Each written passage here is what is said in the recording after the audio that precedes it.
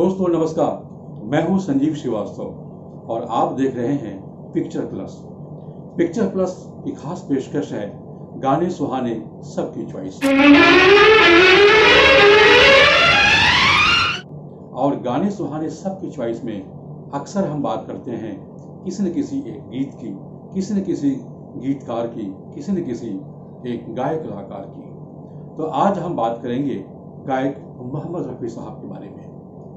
मोहम्मद रफ़ी साहब कितने महान गायक थे ये हम सब जानते हैं। उनकी आवाज़ कितनी मखमली थी, उनकी आवाज़ का कैसा जादू था ये हम सब लोग जानते हैं। लेकिन आज हम बात करेंगे मोहम्मद रफ़ी साहब की शख्सियत के बारे में। उनकी शख्सियत भी उनकी गायकी की तरह ही कितनी महान थी, उसकी आज हम आपको एक कहानी सुनाएंगे।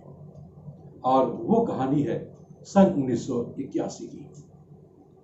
मोहम्मद रफ़ी साहब एक गीत की रिकॉर्डिंग करके अपने घर पहुंचे। जिस दिन वह गीत रिकॉर्ड करके घर पहुंचे, काफी प्रसन्न नजर आ रहे थे, काफी खुश थे। ऐसा लग रहा था कि उन्हें कोई बहुत बड़ी उपलब्धियां हासिल हुई है, जीवन में बहुत कुछ हासिल हो गया है, बहुत बड़ा कुछ हासिल हुआ है। घर के लोगों ने महसूस कर लिया कि आज रफ़ी साहब बहुत ही खुश हैं, जरूर इसके पीछे कोई न कोई राज की बात है। घर के लोगों ने पूछा कि आखिर क्या बात है, आज आप इतने प्रसन्न क्यों नजर आ रहे हैं। तो रफ़ी साहब ने कहा, आज हमने एक बहुत बड़ी हस्ती के साथ रिकॉर्डिंग की है, एक बहुत ही महान, बहुत ही चर्चित व्यक्ति के साथ गाने की रिकॉर्डिंग की है। घर के लोग बहुत खुश हुए। ये बहुत ही अच्छी बात है कि रफ़ी साहब ने किसी बड़ी हस्ती के साथ आज एक गाने की रिकॉर्डिंग की है। लेकिन लोगों ने इसी के साथ यह भी जानना चाहा कि आखिर वह कलाकार कौन है जिसके साथ उन्होंने आज की रिकॉर्डिंग की है। तो थोड़ी देर के बाद मोहम्मद रफ़ी साहब ने लोगों को बताया कि हमने आज अमिताभ बच्चन साहब के साथ गाने की रिकॉर्डिंग की है। दोस्तों, सन 1980 के दौर में अमिताभ बच्चन साहब भी निश्चित तौर पर एक बहुत बड़ी हस्ती थे, आज भी हैं। लेकिन उस समय एक सुपरस्टारडम उनका ऐसा था कि हर कोई उनकी फिल्मों का दीवाना था, उनकी एक्टिंग का दीवाना था, उनके किरदार नकल करता था। बहुत ही शोहरत की बुलंदियों पर थे अमिताभ बच्चन साहब। और शायद यही बात मोहम्मद रफ़ी साहब के दिमाग में भी रही होगी कि आज हमने इतने बड़े स्टार के साथ गाने की रिकॉर्डिंग की है। बाद के दौर में जब मोहम्मद रफ़ी साहब की ये कहानी सामने आई, और ख़ास तौर पर मैं इस बात का जिक्र कर दूं कि यह कहानी रफ़ी साहब के बेटे शाहिद रफ़ी साहब के माध्यम से सामने आई है। उन्होंने ये कहा था कि हमारे वालिद साहब बच्चन साहब के साथ गीत गा करके अपने आप को बहुत ही धन्य महसूस कर रहे थे। उन्हें लगा था कि हमने जीवन में कोई बहुत बड़ी ऊंचाई हासिल की है, बहुत बड़ी उपलब्धि हासिल की है। दरअसल रफ़ी साहब की शख्सियत की यह एक खासियत थी, शाहिद रफ़ी साहब ने भी बताया था, और उनको बहुत ही करीब से जानने वाले लोगों का भी यही कहना था कि रफ़ी साहब अपनी जिंदगी में कभी किसी को भी छोटा नहीं मानते थे, हमेशा अपने सामने वाले की बहुत ही इज्जत करते थे। आप जरा कल्पना करिए, निश्चित तौर पर अमिताभ बच्चन साहब 1981 के दौर में बहुत बड़ी ऊंचाई हासिल कर चुके थे।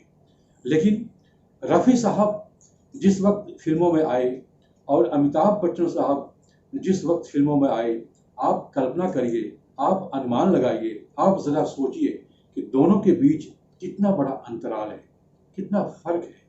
जिस वक्त अमिताभ बच्चन फिल्मों में आए उस वक्त रफ़ी साहब खुद एक बहुत बड़े सुपरस्टार हो चुके थे। फिर भी उन्होंने अमिताभ बच्चन के साथ जब गाया, गाने की रिकॉर्डिंग की, तो अपने आप को एक धन्य महसूस किया और सामने वाले की बहुत ही इज्जत बख्शी। उन्होंने ये कभी नहीं, उनके भीतर कभी ऐसा गुमान नहीं आया कि मैं काफ़ी बड़ा कलाकार हूँ, मैं बहुत बड़ी हस्ती हूँ। उन्होंने हर एक की बहुत इज्जत दी। दोस्तों, चलिए अब आपके सामने हम इस बात का खुलासा कर देते हैं कि आगे वह गीत कौन था। तो वह गीत था फिल्म नसीम का चल मेरे भाई तेरे हाथ जोड़ता हूँ तेरे पाँव पड़ता हूँ। इस गाने में अमिताभ बच्चन साहब और ऋषि कपूर साहब ने एक्टिंग की थी। इस गाने में अमिताभ बच्चन ने खुद ही अपनी आवाज़ दी थी और उस वक्त कई सारी फिल्मों में अपने गाने वो खुद गाते थे, कई सारे गाने गाए थे। लावारिस फिल्म में उन्होंने गाना गाया था।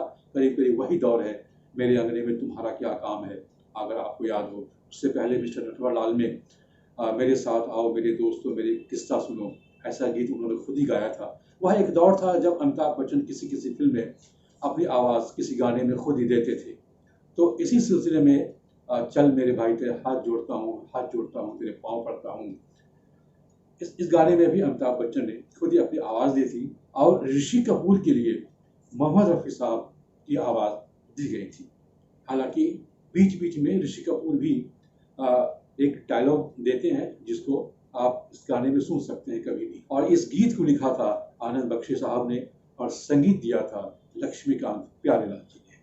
और यह गीत अपने ज़माने का बहुत ही मशहूर गीत है, काफ़ी चर्चित गीत है, काफ़ी सुना जाता है। आज भी अगर आपको कभी मौका मिले तो यूट्यूब पर जा कर के इस गीत को सुन सकते हैं और इस गीत को सुनते हुए इस कहानी को भी आप चाहे तो याद कर सकते हैं।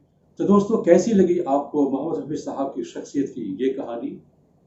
हम फिर बात करेंगे गाने सुहाने सबकी चॉइस में किसी न किसी गीत की, किसी एक कलाकार की, किसी एक संगीतकार की। तब तक दीजिए इजाज़त और देखते रहिए पिक्चर प्लस। नमस्कार।